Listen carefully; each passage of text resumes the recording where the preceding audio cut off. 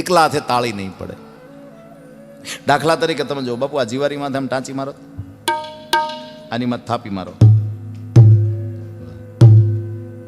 ટાંચી મારો, થાપી મારો, આ એટલું સમજાઈ જાય ને તો એ જીવનમાં બીજું કંઈ હોધવું નહીં પડે મારે. જો આ સ્ત્રી જાતિ છે, જો આ આપણે છીએ,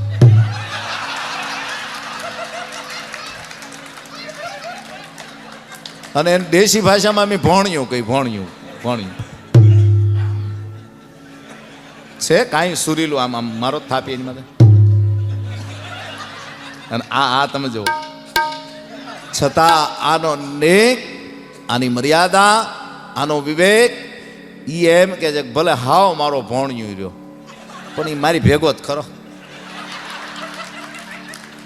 અને બીજું, એને ઉનાળો હોય, શિયાળો હોય કે ચોમાસું હોય, પાછું પાવડર એને જ જોઈ. ક્યાં ગઈ સિંહલી? તો આ જો ઓલીએ કોઈ દે ન કીધું મને તમે ગળકામાં મોટે છોકરો. આને ઘામ બહુ થાય. હવે નહીં જેવું નિર્જીવ જો મરેલા ઢોરના ચામડામાંથી મને તમને કાંઈક જો સિતાર મળતો હોય, કાંઈક એક રાહ મળતો હોય, તો આપણે તો જીવતું જાતતું આ પંચતત્વનું ખોળિયું લઈને ફરનારા જીવ છે સાહેબ. એક મરેલા ઢોરના ચામડામાં જો એટલી સુરાવલી હોય તો આપણે તો માણસની જાત છે સાહેબ.